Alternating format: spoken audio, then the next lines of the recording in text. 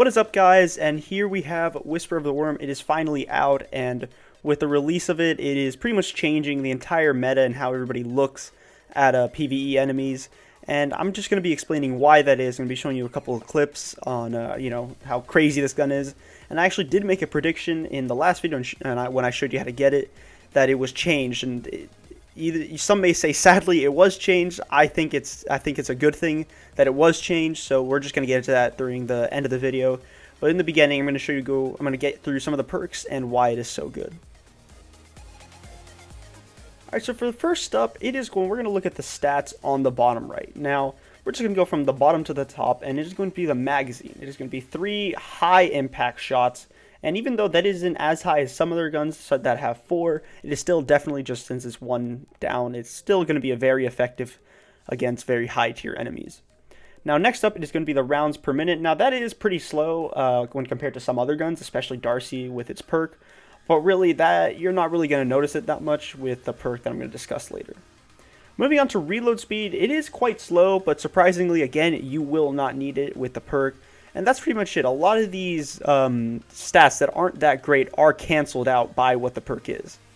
And now, then we go on to handling, which I will admit that one you can feel quite a bit if you do get shot. Your screen's gonna, go up a little bit. You will get kind of staggered a lot if you get shot.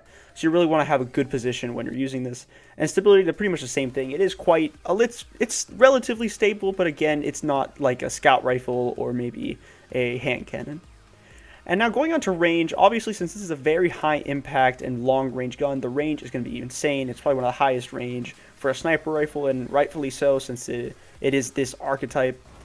And so yeah, now we're going to go into some of the clips, and you're going to see why it really truly is one of the best guns in the game. So here I have a public event, and sorry for the FPS, it got a little low while I was recording. But anyway, here we can see the impact go to work. We can get a lot of damage very quickly. And again, you can actually, if you know about the perk, you'll see it happening right now, but we're just going to talk about the impact. And the impact was pretty much the same as in Destiny 1. It was the highest impact in the game for that type of archetype, and it is again in Destiny 2. And so yeah, as you can see, I'm continually shooting the gun. There, I died. But as you can see, if you don't know much about the gun, even though I do have only 3 shots, you can definitely see that I do shoot more. The reason for this is, if you saw at the beginning, I was hovering over a perk called the White Nail. Now, a little bit of history for this perk and for this gun. Originally, this gun in Destiny 1 was called the Black Hammer, and it came from Crota's End Raid. And it was pretty much the exact same thing that it is now. The White Nail perk would give you exactly that. You would shoot 3 headshots, and if you got those 3 headshots, it would give you those 3 shots back, and it would give it to you from nowhere. It wouldn't give it to you from your reserves. It would just give it to you, magically. And so yeah, then that changed with the release of Black Spindle, and it turned it from a legendary to an exotic.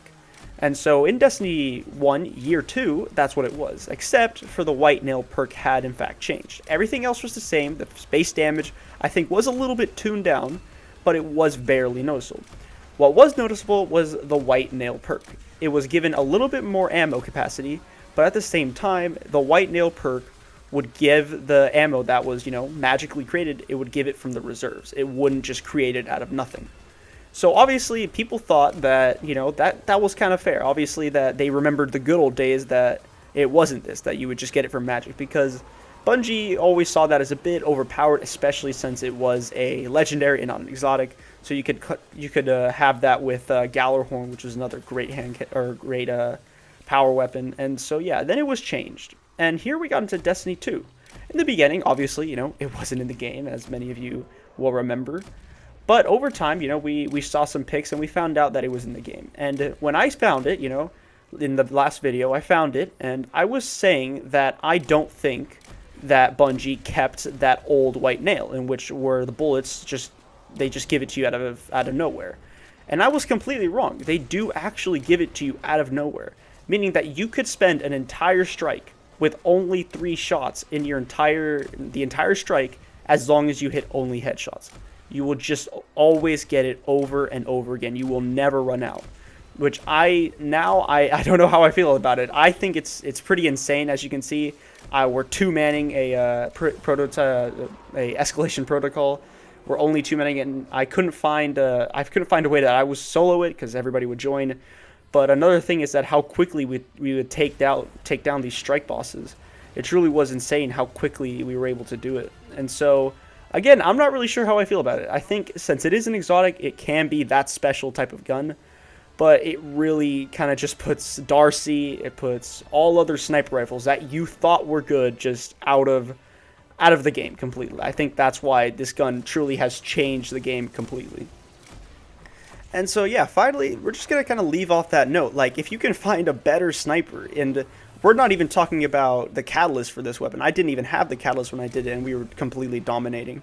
With the catalyst, it gives you the Darcy perk, and then I truly don't see anything else that is going to be able to beat this, unless it's, like, very situational, like where there's a big group of enemies, like Sins of the Past.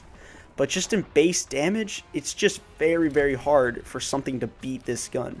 And I truly never, I think that it'll probably stay the whole time just as by far the best gun in the game. They might nerf it, they might change it a bit, but I really don't think it's going to matter. Just the power, the perk is just too strong, and that damage is just too high. And yeah, that is pretty much it. And yeah, I always say, like, people that didn't play Destiny 1, they'll never know what a true hand cannon felt like. Because the most hand cannons were a one-shot headshot, and then all you had to do was hit 2 body shots, and that was the kill. But I never really thought I'd say that for a sniper rifle, but now everybody's trying to, in a way, getting a taste of what Destiny 1 meta was like. And so, yeah, I think that's kind of cool. Again, if you disagree with that, if you don't think that's like a good thing, then please, again, tell me in the comments. And yeah, I will see you.